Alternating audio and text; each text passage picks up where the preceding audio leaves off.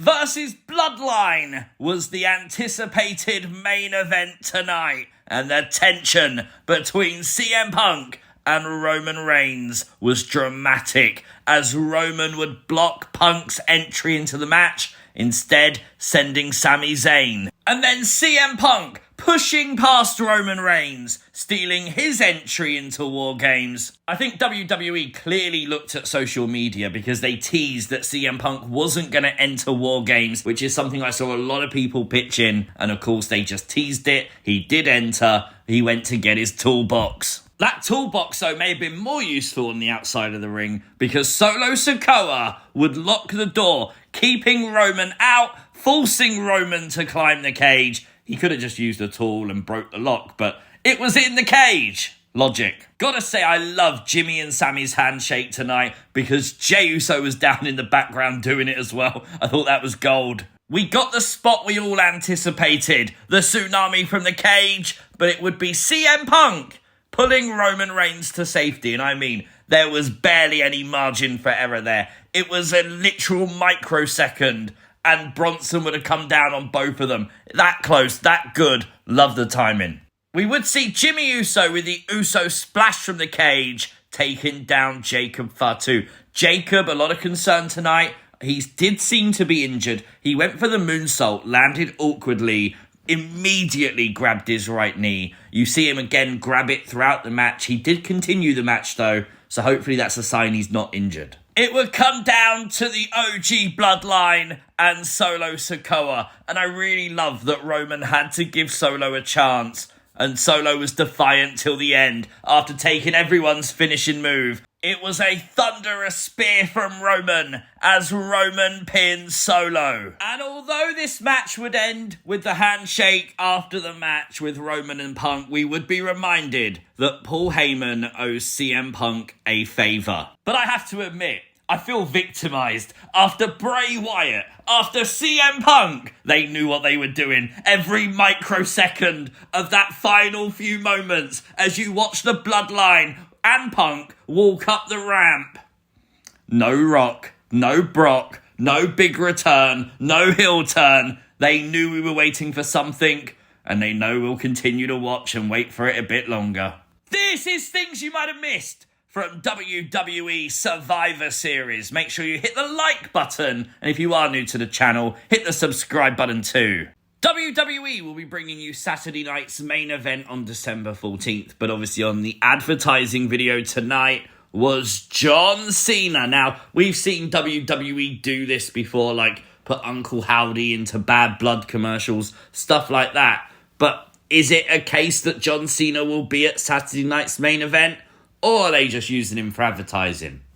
Let me know your thoughts in the comments down below. It was a babyface victory for Team Rhea at War Games in the opening match of Survivor Series. Rhea Ripley would pin Liv Morgan. Genuinely a brilliant match. I feel like looking at social media, it was the same as it was last year. People saying the match was slow until, of course, all participants were in, and that was it. It went crazy. Undoubtedly move of the match was Naomi bringing out a stink face while Nia Jax had her head in a toilet seat. Yep. But from a wrestling perspective, it has to be the visual of Io Sky from one side of the cage, Tiffany from the other. Tiffany with a swanton bomb, Io with the moonsault. Absolutely brilliant. We did get the spot with Tiffany with the briefcase where both champions were down and she was contemplating what to do, but well, that cooled off pretty quickly. I half expected there to be a cash-in at the end of the match by the fact that Nia had gone through a table on one side, Liv had gone through a table on the other side. Maybe that would have been the perfect moment for Tiffany, but no, it didn't happen. There was definitely some botches in the match, but it's wrestling. Sometimes things go wrong, so what? Honestly, for me, it didn't take away my enjoyment of the match. That's all that matters to me. We also got a moment between Bayley and Io, and they didn't really trust each other. Nia would knock them both down, but I feel like the big talking point, especially at the start of War Games, was the entrance mask of Rhea Ripley. And I say entrance mask, she did wrestle in it until Liv got in the ring when she would take it off to reveal she is A-OK. We know that Io Sky has a future match with Liv Morgan. We believe that's going to happen at Saturday night's main event. But obviously now this puts Rhea Ripley right back in that chase for the Women's Championship belt, with her team successful tonight. A new United States champion was crowned tonight as Shinsuke Nakamura defeated LA Knight. All the people since Nakamura's return where they're like, oh yeah, I like this, but you know they're not going to do anything with him. Well, immediately putting the US title on him tells you that Triple H has plans for Shinsuke Nakamura. And it was very bizarre tonight because last night we saw like the first Nakamura TV match since April. Tonight, a new version of the theme song, a new entrance for Shinsuke Nakamura. I feel like that was done because SmackDown was pre-recorded. They didn't want to give everything away about the character change before you hit a live event, which was the PLE, which does make a lot of sense. I did kind of feel sorry for Nakamura and LA Knight. Their placement on the card definitely didn't benefit their match. Immediately following Women's War Games was always going to be a challenge to win over the live audience, but the immediate reaction to Nakamura getting the pin was one of definite shock, but enjoyment and happiness too. So good to see Nakamura getting a belt in 2024. We had a naked Otis! He's on the loose backstage. What the hell was this? Oh my God, WWE. In all seriousness, though, this seemed to be some kind of advertisement for a t-shirt company called True Classic.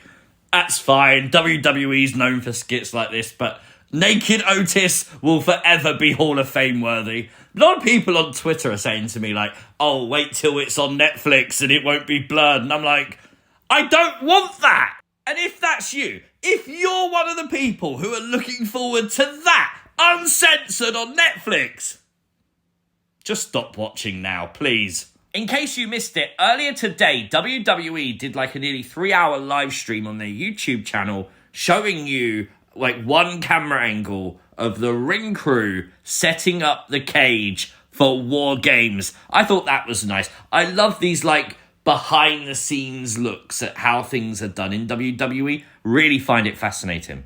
Bron Breakker retained the Intercontinental Championship. Genuinely, you got to feel sorry for Sheamus. Sheamus hit a huge bro kick onto Bron, and then the 1, the 2, and Ludwig Kaiser pulled the ref out of the ring. Great camera angle by WWE. The beatdown on Sheamus left him with battered ribs, and a couple of spears by Bron Breakker to Ludwig, to Sheamus, and Bron Breakker retains. Do you know what, though? We've got to keep mentioning it. How over is Bron Breakker, man? They've got his build perfect. Gunther would retain the World Heavyweight Championship tonight in the match that took place before Bloodline versus Bloodline. But if you think Gunther doesn't look too happy with his win, it's because he's not. Finn Balor would get involved when the referee's back was turned. Coup de grace to Damian Priest. Finn Balor living up to his promise that he'll be there every time Damian gets an opportunity. You could tell Gunther's frustration as he would take out Finn Balor for doing it, and then he would take advantage of Finn's work. He would put Damian to sleep for Gunther to retain the world title. You got to believe that this is far from over now. Obviously, Gunther hasn't got that confidence back yet because the win is tainted. So, probably going to get Damian versus Finn at some point. Probably Finn versus Gunther as well out of this. And then probably Gunther versus Damian Priest again, maybe. No return. Obviously, they trolled us with that. They knew what they were doing. But very solid. War Games matches delivered perfectly. 8.5 out of 10 from me. Let me know all your thoughts in the comment section down below. If you are new to the channel, hit the subscribe button, turn on notifications, share the video, and I'll see you next time. Peace!